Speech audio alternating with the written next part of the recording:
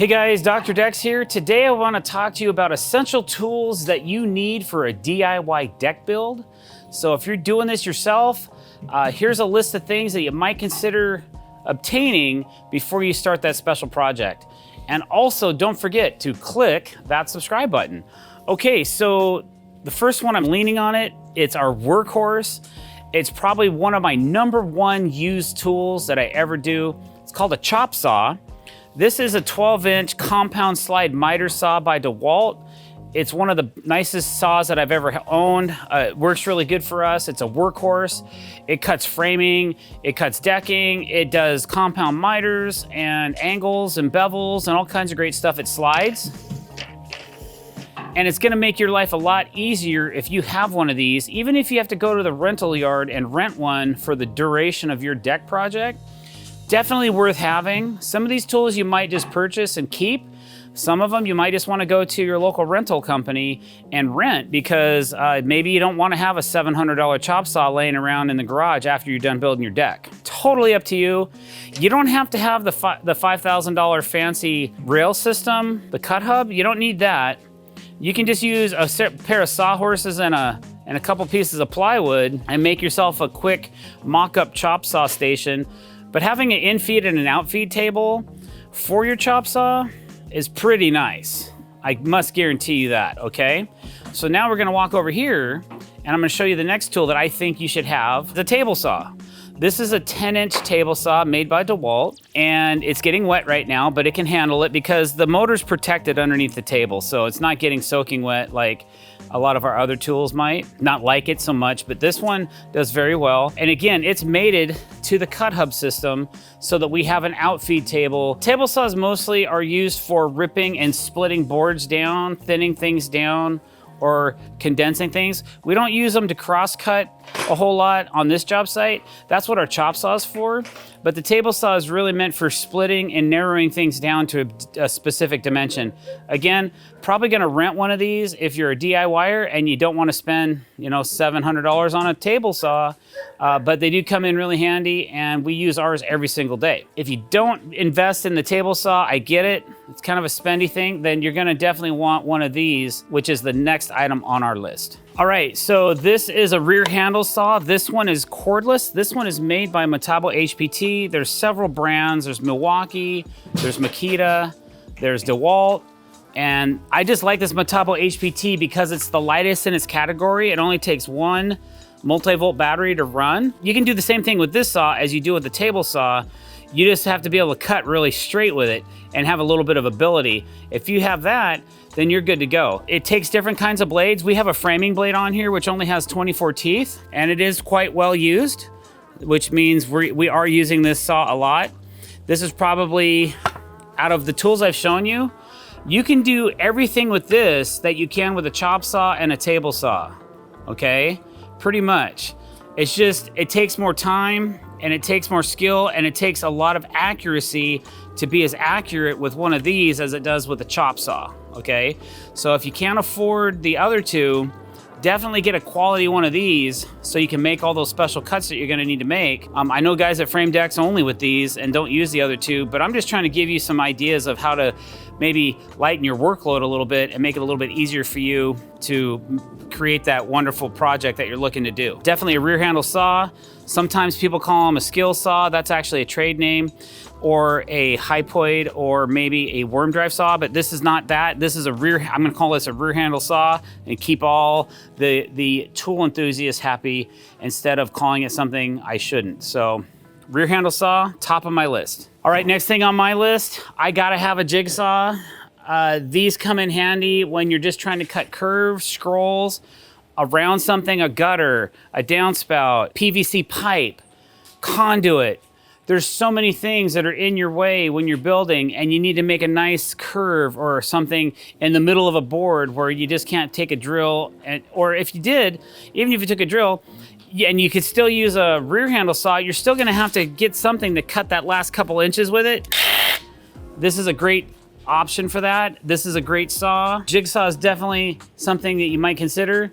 And you can probably get one of these, depending on the brand, for anywhere from $100 to $300. It might definitely be worth your while to have that for your deck build. All right, guys, so something else that you might need when you're assembling a deck is an impact driver or a drill. We use a lot of impact drivers. We also have regular old drills. This one is made by Metabo HPT, and we assemble a lot of stuff with a drill. So from your basic ledger hanging, putting all your fasteners into your posts and beams, all the joists, a lot of times we're using nail guns or hammers and nails, but an impact driver will go a long way. It's not always about what's the fastest, it's what's the easiest on your joints. An impact driver allows you to drive things in easy and takes the impact of putting in that fastener and less wear and tear on your body. You know, just one of these will make your deck installation go so much smoother because you're gonna have to be able to screw some things together while you're building it. Another thing that's gonna help you keep things together, this is more for when you're actually installing the deck boards, is a clamp. Now there's a couple different ways you can use these, but these have some special adapters on them that allow you to cinch together deck boards. If this was a standard clamp, we would use it just to pull the deck boards together, or maybe you got to pull together some lumber. You can also use this as a spreader, where you take this piece off this end here and you put it on this side like so, and then you can spread things apart by just pulling on this lever, and you can widen things out. They're very helpful for keeping things straight, even in the framing process when we're trying to put a lot of blocking into different areas on the deck. These are invaluable. They also help a lot when we're trying to put an outside rim joist on and we're trying to get it high and you're trying to pull up with your strength and you don't have enough strength to pull the board up. You put a clamp on it and all of a sudden you can pull that ledger board into place. We also use them a lot to clamp boards together. So when we're clamping a board together, then we can add our fasteners to it and things aren't slipping and sliding around. Clamps work really good for those kind of reasons. Another cool tool, makes your life a lot easier. We find ourselves using these more and more and more, is called an oscillating saw. What it does is it vibrates back and forth, right and left like this, and it helps cut, it plunge cuts for you. So you can plunge cut with this saw for your thresholds, your doors, your ends of your siding, when you're cutting in your ledgers, and things like that, where these work really good in the preparatory stage of your deck, where maybe you have to notch out some siding or you have to work some magic underneath some doors, where you can't put any kind of a rotary saw, a jigsaw, or anything that's reciprocating, and it just makes sense to have one of these. We have 3 of them, so every guy can have one at the same time on the job site, and we can all be working. And it's harmonious because these are kind of loud and obnoxious. And once you hit something with it, it's like, you know, and so you have 3 guys doing that at the same time. It kind of can sound a little bizarre. Another thing we use quite often in the finish stages of the build, let's say we have saw fitting to do, or we might have some trim boards to put up. This is a 15 gauge finish gun made by DeWalt. This helps assemble things together. You can shoot short nails. We're running a 2.5 inch nail galvanized. We also run stainless steel nails depending on our application and where the project might be located. All the tools I've shown you today, every single one of them is cordless except for the table saw. And our battery chargers. You gotta have batteries, right? You gotta charge them, but everything else is cordless. Keeps the extension cords down to a minimum and makes our flow work so much better. We really enjoy that. But a finish gun is gonna be a great tool to add for the finishing touches that you put on that deck. Maybe the trim work, might be you're wrapping some posts or something like that. Just depends on your design and where you might need it, but a finish gun always comes in handy.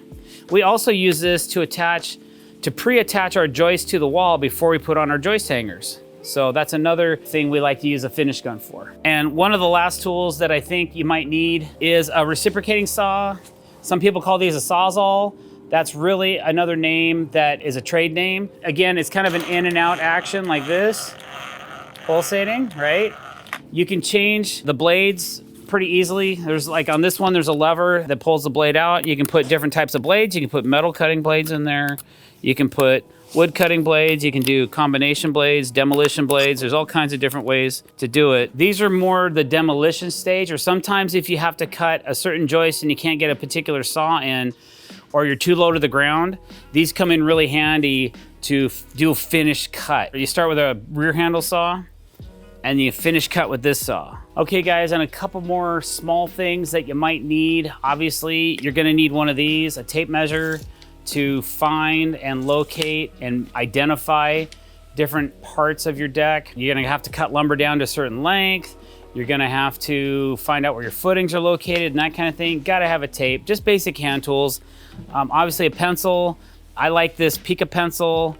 It's mechanical, and you just refill it with lead. And I have this thing called a quick snap that just magnetically attaches to my jacket, and then I can just put it there. I'm not fumbling in my pockets constantly. This will save you 20, 30 minutes a week if you just have this one tool. I got that at the Home Depot tool corral. A lot of guys will just stuff them up in their hats and things like that. I get it, yeah. There's a million different ways to carry a pencil. I just like this one. So I hope you liked this video. And if you did, don't forget, click that subscribe button, hit the bell icon to be notified when we're putting out new content. Thanks for watching, guys. Leave me a comment below. Let me know what you thought. If you're a DIYer and you're learning something and you caught something out of this video, let me know below, okay? Thanks for watching. Have a great day.